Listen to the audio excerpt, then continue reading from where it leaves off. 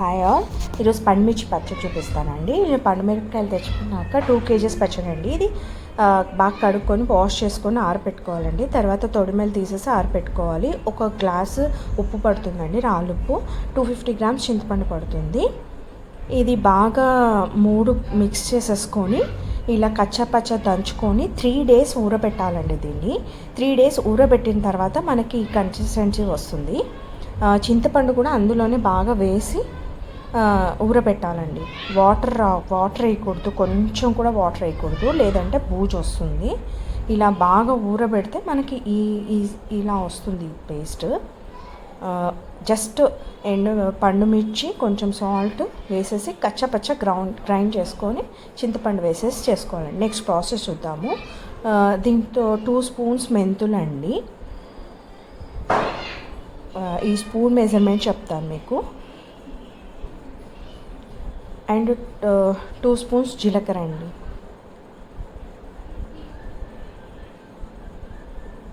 And 4 spoons ఆవాలండి. ఇవన్నీ మనము dry roast చేసుకోవాలి. ప్యాన్ పెట్టుకుందాము. స్టవ్ ఆన్ చేసుకొని ప్యాన్ పెట్టుకొని కొంచెం వేడయ్యాక మెంతులు వేసుకుందామండి. కొంచెం గోల్డెన్ బ్రౌన్, ఎక్కువ మాడకూడదు. మెంతులు మాడితే చేదొచ్చేస్తుంది. చూసుకొని సిమ్లో పెట్టుకొని వేయించుకోవాలండి. మీకు చూపిస్తాను, అది ఎలా వస్తుందో కూడా చూపిస్తాను.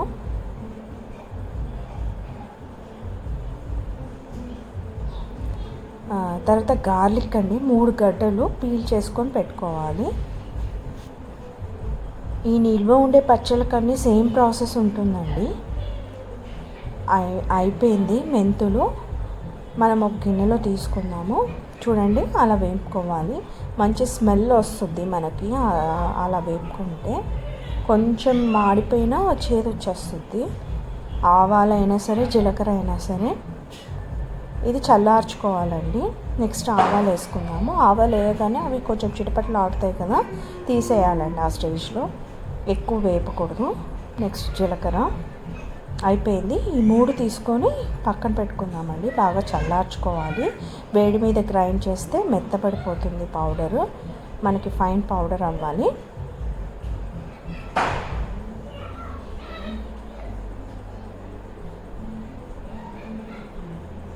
చూడండి, ఇలా అవ్వాలి గ్రైండ్ చేశాక పౌడరు. మనం చల్లార్చుకొని వేసుకుంటేనే ఇలా వస్తుందండి. మనకి నిల్వ ఉండే పచ్చళ్ళలోకి ఇవి మెయిన్ థింగ్స్ అండి. అండ్ అప్పుడు మనం రాక్ సాల్ట్ వేసుకొని ఊరబెట్టుకున్నాము. ఇప్పుడు మామూలు సాల్ట్ తీసుకుందామండి. ఒక 1/2 cup. ఏదైతే ఊరబెట్టామో అది చూపిస్తాను మీకు ఎలా వచ్చిందో. చూడండి, బాగా ఊరింది. వాటర్ రాకోకుండా మనకు అంటకుండా వస్తే అలా వస్తుంది పచ్చడి. ఇప్పుడు కొంచెం కొంచెం తీసుకొని మెత్తగా గ్రైండ్ చేసుకోవాలండి. అది కూడా చూపిస్తాను. కొద్దిగా సాల్ట్ వేసుకోవాలి. సాల్ట్ మనం చూసుకొని వేసుకోవాలండి. నిల్వ పచ్చళ్ళలో ఇంత అని పట్టదు, అది పచ్చిమిరపకాయ కారంని పట్టు ఉంటుంది. చూడండి, ఈ పేస్ట్ రావాలి మనకి. ఇలా వస్తే చాలు. మరీ మెత్తగా వేసుకోకూడదు, వాటర్ వేయకూడదు, అస్సలు ఒక చుక్క కూడా వాటర్ వేసుకోకూడదు. అలా మొత్తము గ్రైండ్ చేసి పెట్టుకోవాలండి.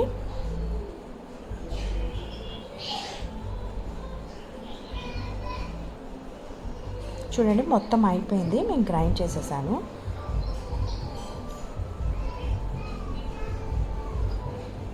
స్పూన్ కూడా అతుక్కోవట్లేదు. పచ్చిమిరపకాయ అనేది చాలా లావుగా ఉంటే అది మంచిగా ఉంటుందండి. లొట్టగా ఉంటే అది వాటర్ వచ్చేస్తుంది. ఇప్పుడు ఏదైతే పౌడర్ చేసుకున్నామో అదంతా వేసేసుకుందాము. వేసుకొని బాగా కలుపుకోవాలండి. మనకి సంవత్సరం వరకు ఉంటుందండి. మీకు నల్లపడకుండా ఉండాలంటే మీరు ఫ్రిడ్జ్లో కూడా పెట్టుకోవచ్చు ఈ పచ్చడిని. మనకు 1/2 cup వరకు సాల్ట్ పడింది మాకు, పచ్చిమిరపకాయ కారంని బట్టి. నాకు మీకు చెప్తుంటేనే నోరు ఊరుతుంది అసలు. చూడండి, గార్లిక్ ఉంది కదా, గార్లిక్ కచ్చాపచ్చగా దంచుకొని కలుపుకోవాలండి. ఆ గార్లిక్ వాసన కూడా పచ్చడికి బాగా అంటుతుంది. నేను 2 days అయింది వీడియోస్ అప్లోడ్ చేయక. మా పిల్లలకి ట్విన్స్ పిల్లలు ఉన్నారు కదా, వాళ్ళకి వ్యాక్సిన్ ఉండింది. సో ఫీవర్ వచ్చింది. ఇంకా వాళ్ళని చూసుకోవాలి. First kids important. ఇప్పుడు కొంచెం ఫ్రీ అయ్యాను, సో అందుకని చూపిస్తున్నాను. టైం లేదు అసలు రికార్డ్ చేయడానికి. ఫస్ట్ ఆఫ్ ఆల్ ఇప్పుడు టేస్ట్ చూస్తున్నామండి, సాల్ట్ సరిపోయిందా లేదా అని. మాకు ఇంకొంచెం పడింది సాల్ట్. యాక్చువల్గా చింతపండు, కొత్త చింతపండు తెచ్చాము, అది కొంచెం తీపిగా ఉందన్నమాట. సో కొంచెం స్పైస్, ఉప్పు బాగానే పడుతున్నాయి.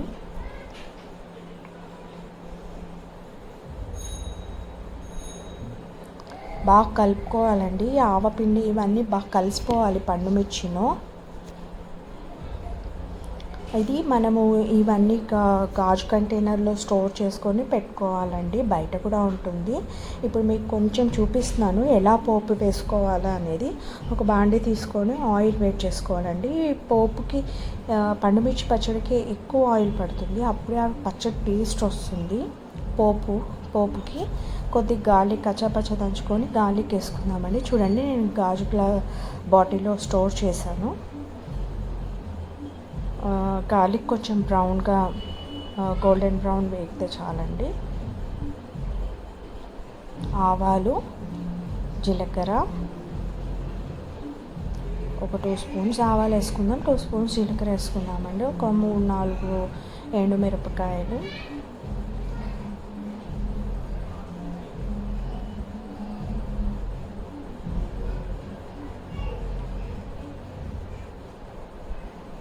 కొంచెం బాగా చిట్పట్లాడాలండి, మాడకూడదు, మళ్ళీ పోపు టేస్ట్ రాదండి.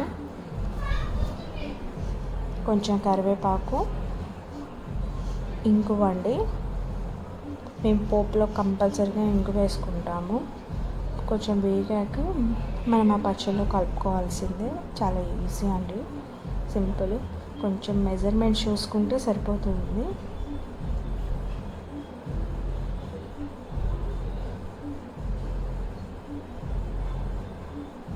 3 days ఊరపెడతారు కదండి, అది రోట్లో కచ్చపచ్చగా దంచి ఊరపెడతారు. మనకి ఇక్కడ రోట్లో అంత టైం ఉండదు కాబట్టి మేము మిక్సీలో వేసేసాము. ఇప్పుడు చూడండి, పోపు అందులో వేసేసుకున్నాము. ఎంత కలర్ఫుల్గా ఉంది కదా పచ్చడి అసలు. కానీ హైదరాబాద్లో ఈసారి పండుమిర్చి అస్సలు దొరకలేదండి మాకు.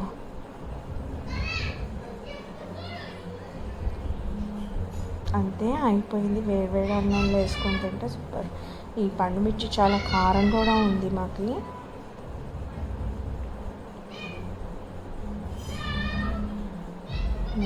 మనకి ఎప్పుడు కావాలంటే అప్పుడు, ఎంత క్వాంటిటీ కావాలంటే అంత కొంచెం తీసేసుకొని జస్ట్ పోపు పెట్టేసుకుంటే చాలండి. రాహుల్ని అడుగుదాము. మా ఇంట్లో ఈరోజు పాలకూర పప్పు, కాలీఫ్లవర్, పల్లీ చట్నీ అండ్ ఇది పండుమిర్చి. టేస్ట్ ఎలా ఉందో అడుగుదాము రాహుల్ని.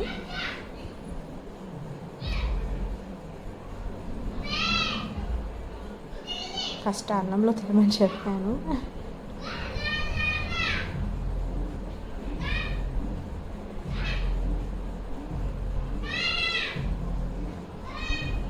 హాయ్ చెప్పమంటే చూడండి, మొహమాట పడుతున్నాడు చెప్పడానికి.